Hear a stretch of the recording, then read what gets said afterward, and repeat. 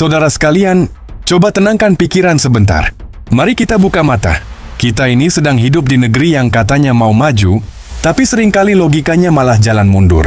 Beberapa hari lalu, Menteri Keuangan Purbaya Yudi Sadewa membuat keputusan yang dalam situasi sekarang bisa dibilang langka. Dia menolak menggunakan APBN buat menutup utang proyek kereta cepat Jakarta-Bandung. Total utangnya 116 triliun rupiah. Saya ulangi, 116 triliun rupiah. Kalau uang segitu ditumpuk jadi lembaran 100 ribuan, tingginya bisa lebih dari puncak Monas dikali 1000. Dan yang lebih parah, proyek ini katanya simbol kemajuan. Tapi kalau kita bongkar lapis demi lapis, yang kita temukan bukan kemajuan, tapi kelalaian yang dibungkus gengsi. Kita mulai dari dasarnya. Proyek ini sejak awal udah cacat logika. Kenapa? Karena nggak ada tender terbuka, nggak ada transparansi, nggak ada kajian objektif. Dulu Jepang datang dengan proposal bunga 0,1%. Tapi entah kenapa tiba-tiba pemerintah berbelok, menolak Jepang, dan memilih Cina dengan bunga 3,4%.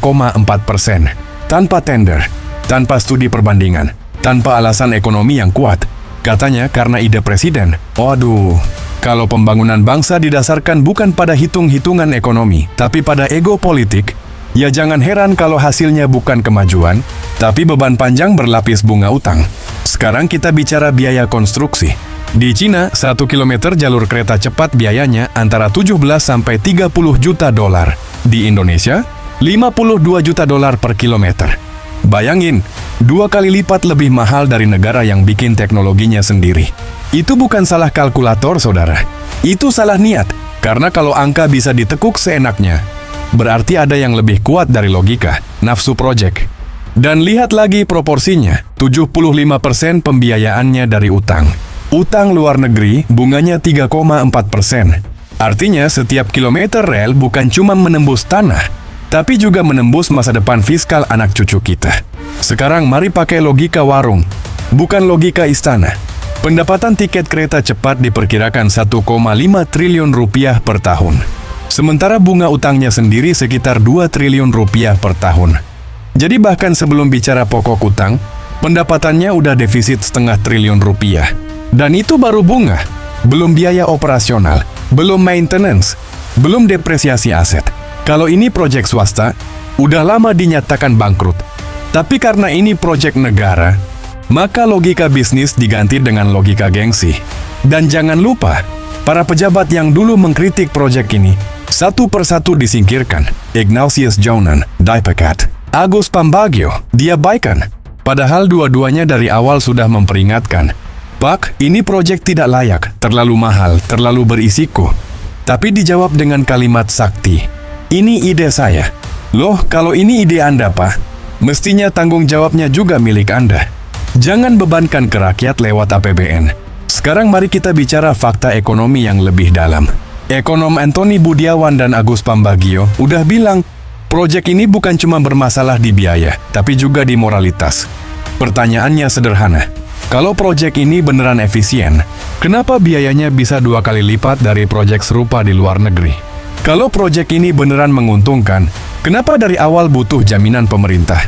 Dan kalau proyek ini beneran murni bisnis, kenapa sekarang mau diselamatkan pakai APBN? Jawaban logisnya cuma satu, karena ada sesuatu yang disembunyikan. Antoni Budiawan dengan halus bilang, ini proyek tidak visible, banyak markup dan ada indikasi pihak tertentu dimenangkan. Bahasa halusnya begitu. Tapi kalau pakai bahasa jalanan, artinya ada permainan. Dan kalau kita nggak waspada, permainan ini bisa berubah jadi jebakan utang. Sama seperti yang dialami Sri Lanka. Dulu mereka juga ambil proyek besar dari Cina. Gagal bayar, akhirnya pelabuhannya diserahkan ke Cina, jadi pangkalan militer selama 99 tahun. Bayangin, itu terjadi di Indonesia. Kita gagal bayar utang kereta cepat. Lalu Cina bilang, sebagai kompensasi kami ingin hak kelola pelabuhan Natuna. Mau apa kita? Marah? Demo? Terlambat. Kedaulatan sudah tergadai sejak kontrak pertama diteken tanpa logika ekonomi. Dan yang ironis, kereta cepat ini justru mematikan jalur rakyat. Kereta Parahyangan yang puluhan tahun jadi nadi ekonomi kecil antara Jakarta dan Bandung. Sekarang digantikan proyek mahal yang tiketnya nggak bisa dibeli semua kalangan. Jadi siapa sebenarnya yang diuntungkan? Rakyat? Atau kontraktor dan investor yang udah panen dari markupnya? Saya bilang begini bukan karena anti investasi, tapi karena saya pro akuntabilitas. Kalau proyek ini betul-betul bisnis, biarkan rugi dan untungnya ditanggung para pelaku bisnis. Jangan jadikan negara dan rakyat sebagai insurance policy buat menutupi kesalahan elit masa lalu. Langkah Purbaya Yudisadewa menolak penggunaan APBN ini harus diapresiasi. Karena itu bukan sekadar keputusan fiskal, itu pernyataan moral. Itu cara halus seorang pejabat bilang, saya tidak mau ikut cuci tangan orang lain. Tapi kita juga tahu keputusan ini nggak akan disukai banyak pihak. Karena ketika APBN ditutup, semua angka palsu dan perhitungan ngawur akan kelihatan. Siapa yang bermain, siapa yang tanda tangan, siapa yang menikmati, semua akan muncul ke permukaan. Makanya jangan kaget kalau nanti ada yang tiba-tiba mulai menyerang Purbaya, menggiring opini, bahkan memelintir fakta. Karena kebenaran itu selalu bikin panik mereka yang hidup dari kebohongan. Sekarang, apa langkah selanjutnya? Pertama, audit forensik total. Audit bukan hanya keuangan, tapi niat. Audit siapa yang mengubah bunga pinjaman dari 0,1% jadi 3,4%. Audit siapa yang memutuskan tanpa tender. Audit siapa yang dapat fee project. Kalau terbukti, tarik ke meja hukum. Nggak usah takut, karena ini soal masa depan negara, bukan soal muka pejabat. Kedua, negosiasi ulang dengan keras. Jangan jadi bangsa peminta-minta.